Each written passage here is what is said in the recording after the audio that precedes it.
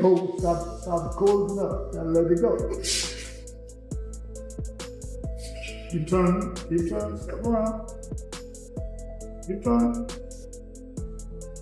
Nah, he's strategic. He's setting guys up. He been boxing since a little kid, just like I've been boxing since a little kid. And you can tell, like, with the experience. Even with his last fight with Frank Martin, you can see Frank Martin was more so an amateur. Like, the experience he got is not on the level of, like, Tank. Gervonta, Tank Davis, renowned for his explosive power and disciplined style, follows a meticulously structured training regimen to prepare for his fights. As he gears up for his rescheduled clash with Lamont Roach on March 1, 2025, at the Barclays Center in Brooklyn, New York, his daily routine reflects an unwavering commitment to excellence. Stop cold enough, gotta let it go. Keep turning, step around. Keep turning.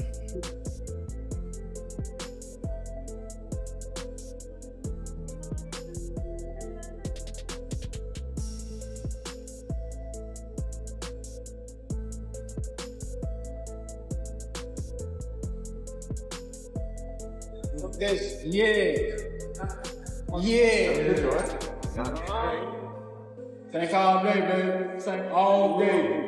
Easy work. Easy work. My money goes to it, baby. All right, guys. Please, right in the front, right here. Right here in the front rester. Easy work, Tank. Come on, guys. Stand here, please. Right here. You showed up in your face. Back to your cameras in the back. Go in the back of the line. You don't even believe it, so. Davis begins his day before noon, typically around 11 a.m. He starts with immediate hydration, drinking a liter of water to kickstart his metabolism and maintain optimal hydration. This is followed by 15 minutes of stretching and light yoga to improve flexibility and prepare his body for the demands ahead. During this time, he keeps his environment distraction-free, focusing entirely on the tasks before him.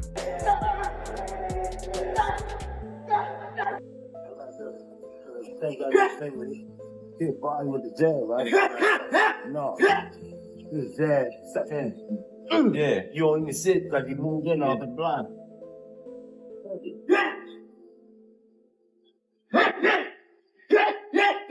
Good. Good.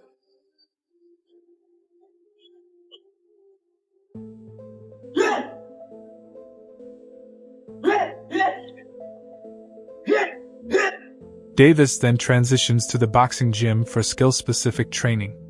He starts with shadowboxing, dedicating at least 3 rounds to sharpening technique and refining movement. Next come footwork drills, focused on agility and balance, followed by a 15-minute jump rope session to boost coordination and cardiovascular endurance.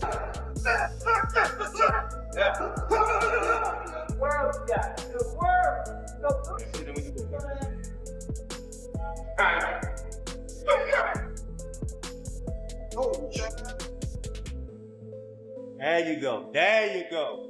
Get that.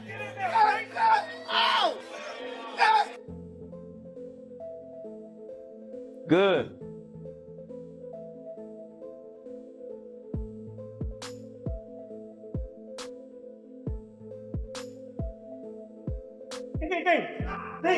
Jay. 5, 4, 3, 2, 1. He then moves on to speed bag work to sharpen rhythm and timing, followed by double end bag drills to refine accuracy, and heavy bag rounds to develop power. Each round is timed at 3 minutes with 1-minute rest intervals, mirroring real fight conditions to build both stamina and resilience. Start running probably like, it's different times. I might don't feel like running in the morning, I might run at night. It all depends what fits you. Like, I run in the morning, if I don't, I run at night. Train probably like 2 or 3. If I want to do something again, I train at night. Or I run, and that'll be it. But when I'm in camp, I really don't go outside. Like, it's hard for me to go outside, so I just be in the gym and home. That's it. Like I don't go nowhere. For real. Okay. So I do it for myself, but I do it for the people with me. My whole family is from DC. My whole family, like my entire family. Don't bring them. Don't bring them. For what? Don't bring them. I'm telling you, They don't gonna bring celebrate with me. You hear Don't me? bring them. It's gonna be a party on your floor. I'm gonna let y'all know something. His father was up here It's shaking gonna on the be- what's the name? He was shaking on the Pops. On the Oh. what? shakeout. On On the my what? kids, he was shaking on this thing. On Hey, my Pop, kids, he was never. shaking. Don't Never. say, bruh. A critical part of Davis's training is mitt work with his trainers, where he focuses on combination drills to sharpen his offense and defensive routines to fine-tune reflexes. Head movement drills are key for improving his ability to evade punches, while counter-punching exercises build responsiveness to opponents' attacks. Timing work, range control, and angle-cutting drills are all carefully integrated, ensuring Davis maintains complete technical proficiency. And be But you specifically. me, first of all, I get a camp house, out here. Like day one in the camp, I start running probably like, it's different times. I might don't feel like running in the morning. I might run at night, It all depends what fit you. Like, I run in the morning. If I don't, I run at night. Train probably like 2 or 3. If I want to do something again, I train at night. Or I run. And that'll be it. But when I'm in camp, I really don't go outside. Like, it's hard for me to go outside. So I just be in the gym and home. For a very, very big moment. What is your normal day-to-day like at this time of a camp? I'm also a night person. But I might go to sleep probably around like 3 to 4. Probably wake up probably like 11, get my run in, and then eat, probably lay back down, and then wake up probably like 6 or 7 and get my night workout in. Damn, so you're doing 2 a days. Davis recently shared his thoughts on Tyson Fury's unconventional training camp ritual.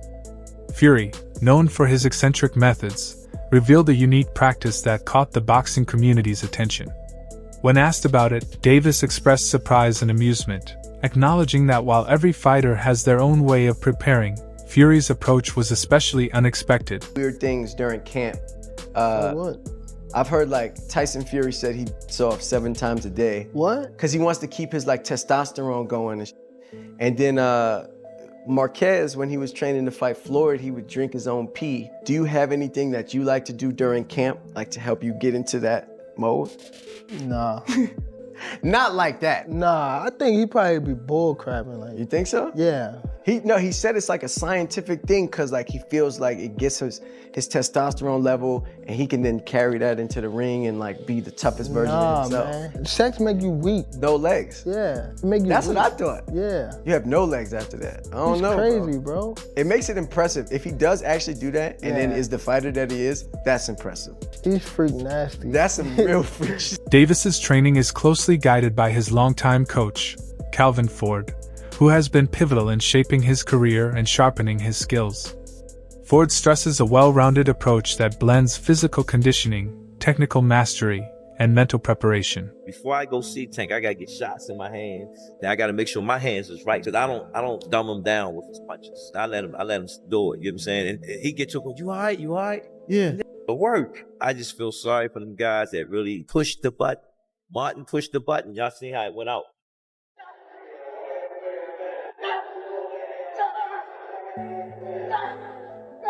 In interviews, Ford has emphasized the importance of discipline and consistency in Davis's regimen. He tailors training sessions to build on Davis's strengths, like his explosive power and agility, while also targeting areas for improvement to ensure a complete skill set. Ford's philosophy centers on rigorous sparring, strategic game planning, and cultivating a strong mental attitude to prepare Davis for the unique challenges each opponent presents. You need to do together with you and your team and obviously your son to score that victory. We got a game plan. We're going to execute it, and we're going to get the Move results. that head, bob and weave, bob and weave. Hey, that go both ways. That go both ways. Bob and weave. Tank, what is Lamont gonna learn March 1st inside that ring here at Barclays Center? Bob and weave, bob and weave. He got bob and weave. He's in what? He got bob and weave. Job, bob and weave. The upcoming fight between Davis and Roach has stirred debate in the boxing world, with some critics claiming it feels more like a financial spectacle than a truly competitive matchup. Oh, he's doing this fight for money, and Tank is strategically picking him because in the amateur world, you guys fought twice, right? And you lost, what, both times? In the amateur fight. So are you all friends? Are y'all cordial? First, what's the relationship? We're cordial. You're sure. cordial? Yeah. Yeah, so... He cool to me. He's cool to you. Yeah. And you haven't heard that he said anything differently? Oh yeah, for sure. He has? No, he hasn't. He has not. Yeah, that's what I'm saying. I'm confirming that. He hasn't said He has anything not said different. anything differently. So does it confirm people's suspicion that he purposefully picked you, not only because you're cordial, but because he believes he's gonna knock you out? Some suggest Tank chose Roach because he sees him as an easy opponent, someone he can beat without much trouble. Roach, meanwhile, is accused of accepting the fight more for the payday than the challenge. Purse, and then you walk away with a nice piece of change. I mean, you're in the wrong game if you don't think you're gonna beat everybody. Like, anyway, but if you saying specifically pick me because I'm gonna be an easy cakewalk, everybody in the world know that's not gonna happen. I mean, like, that's not gonna happen. Him personally, he know that. I think he chose me because I am gonna be one of the better opponents that he's faced in his entire career, honestly. Really? Yeah. However, boxing analyst Showbiz the Adult recently shared his thoughts on the Tank Davis versus Lamont Roach matchup, expressing disappointment at what he sees as a mismatch.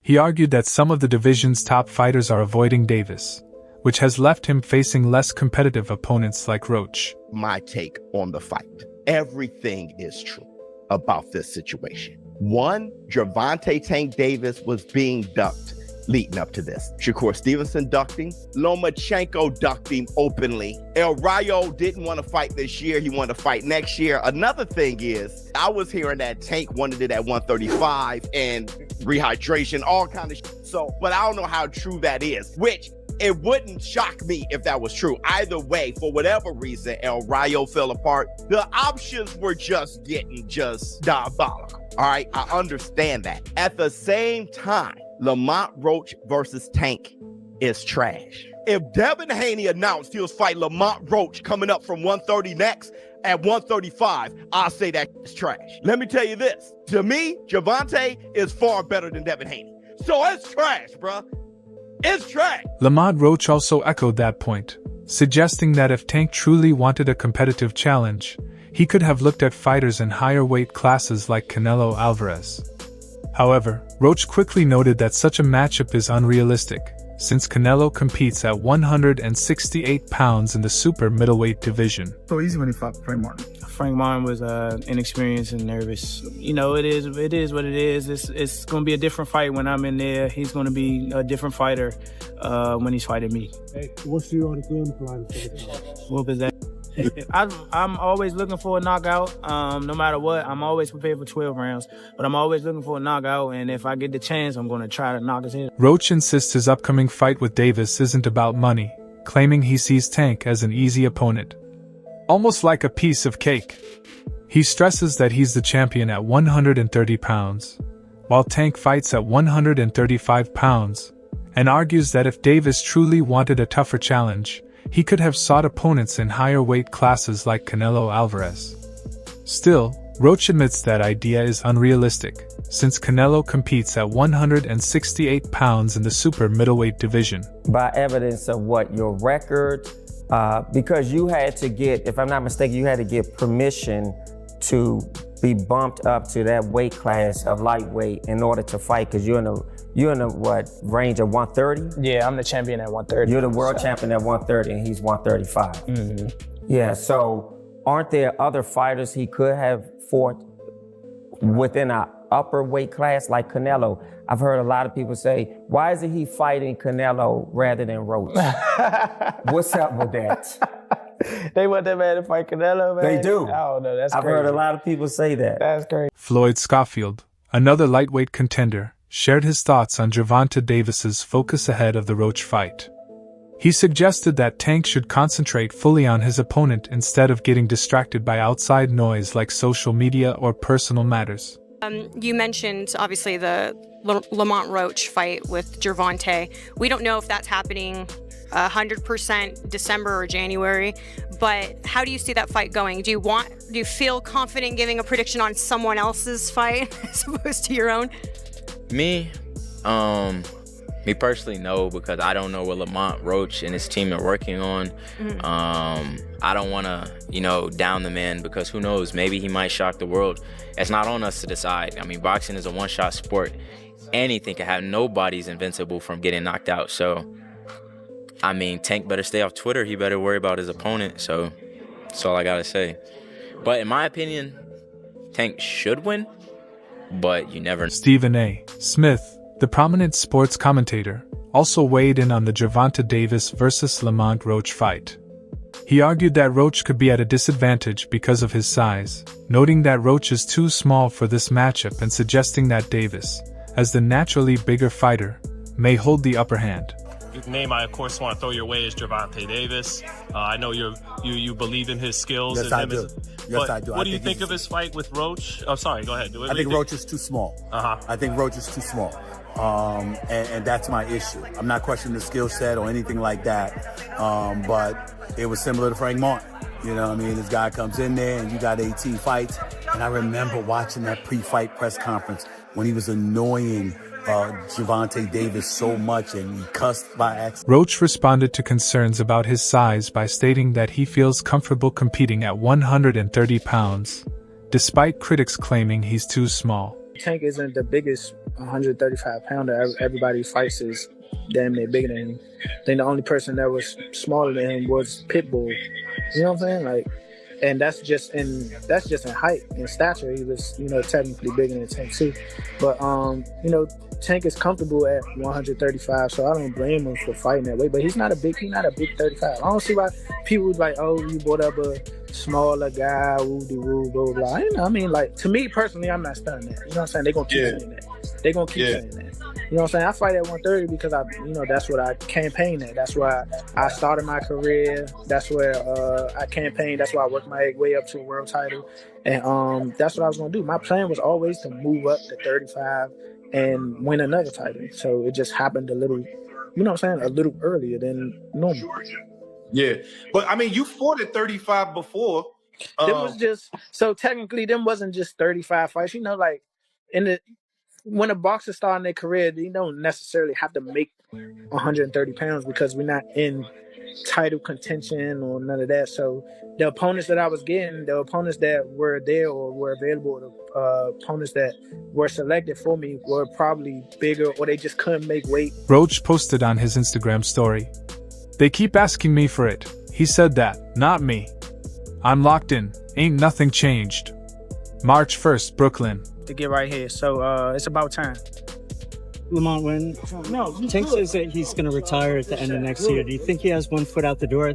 Yeah, for sure. I think that was a mistake for him to say that, especially in front of me. So, I'm going to just take advantage of him and show him why he shouldn't have said that or why he shouldn't be contemplating that. When he talks about you not bringing your family, what goes through your mind when you hear him say that? I ain't worried about that. Do you think the upcoming Gervonta Davis versus Lamont Roach fight is a must-watch event, or does it feel like a mismatch? Share your thoughts in the comments.